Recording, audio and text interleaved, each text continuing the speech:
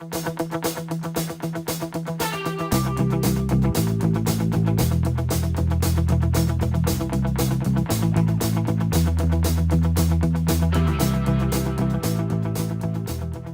what is going on, Xbox and PC fans? It is Josh bringing you guys just some really cool news out of the API camp today. So this comes from two guys out of the Khronos group, Tom Olson, who is the chair of the group of people working on Vulkan, the API, and Neil Trevett, president of the Khronos group. And this comes out of an interview with these two guys. I'm going to read some quotes off and kind of discuss what they're saying and what that means.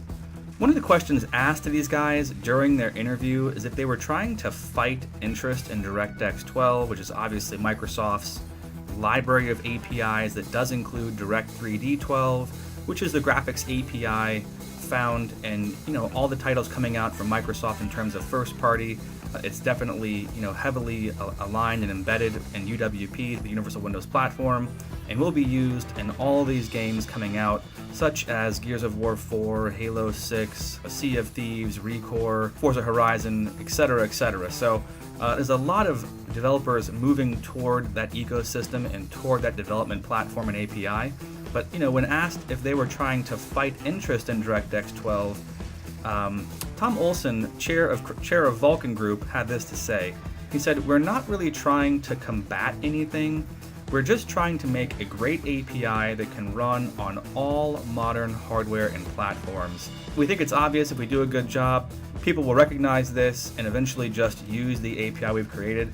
We had to create a complete solution, which is why we have standard things such as loaders and validations and debug layers, shader compilers, etc. that are all open source." And Neil Trevett, president of Khronos Group, goes on to say, "DX12 is a fine API, and it may be the right choice for certain developers trying to address a certain set of platforms."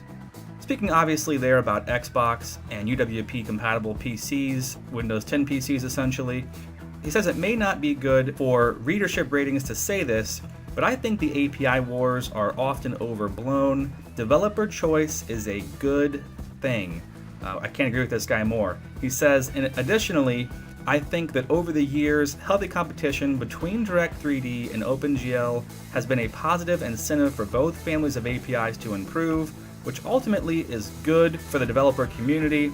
But if you look at the industry as a whole, it is a healthy thing to have choice of graphics API that is not being defined by a single platform vendor, as it provides an avenue for API innovation that is independent of the underlying platform dynamics of the day. So what he's saying there is right on in my book. He's saying that to have choice is a healthy thing, and to have competition in any environment is going to push the people that are involved in that competition to create a better product.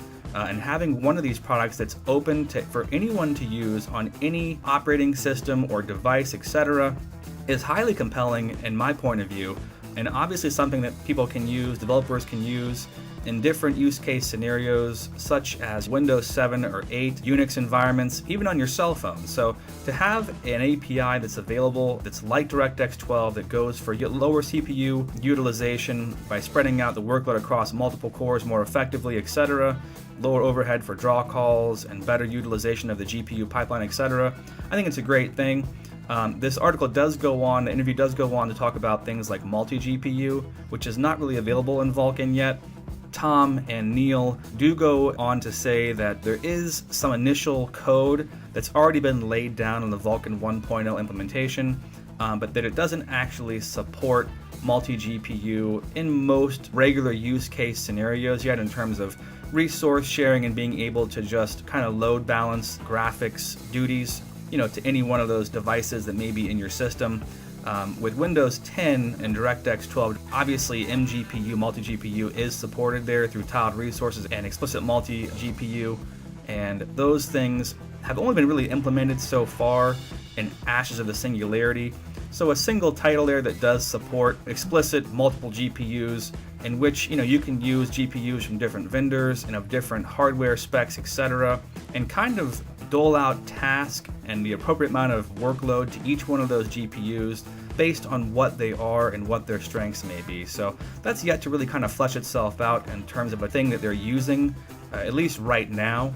But they do say it's a top priority for them to implement this into the Vulkan API, and that they do allow for extensions just like OpenGL did. So if they wanted to add an extension to the API, it's kind of a short-term interim fix before the Vulkan 1.1 or Vulkan 2.0 is launched, and they can actually get that functionality embedded into the base API itself, that they can do that. So I think it's a great thing that these APIs exist in different forms, and that developers have these choices available to them to make a sound decision on who do they want to target in terms of the platforms, and what are some of these features that they want to be able to use.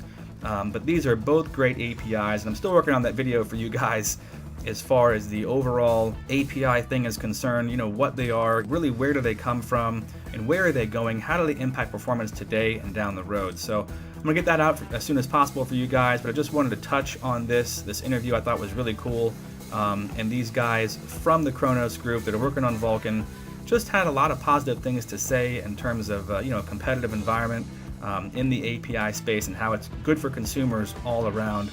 I will link this in the description below if you guys want to take a look at it, and I recommend it. There's a full interview up on Red Gaming Tech. Check him out as well. And one other thing I wanted to cover here is that the NVIDIA Pascal-based Titan is out today. I'll get you guys some numbers and reviews on that as soon as I get some scores. I'll try to aggregate those and see where this thing falls in terms of performance. It should just be an absolute knock out of the ballpark and just be a monster. Of course, it is monstrously expensive as well, but I will cover that. Hope you guys are having a great start to your week, and I look forward to seeing you guys in the next one here very soon. Peace out.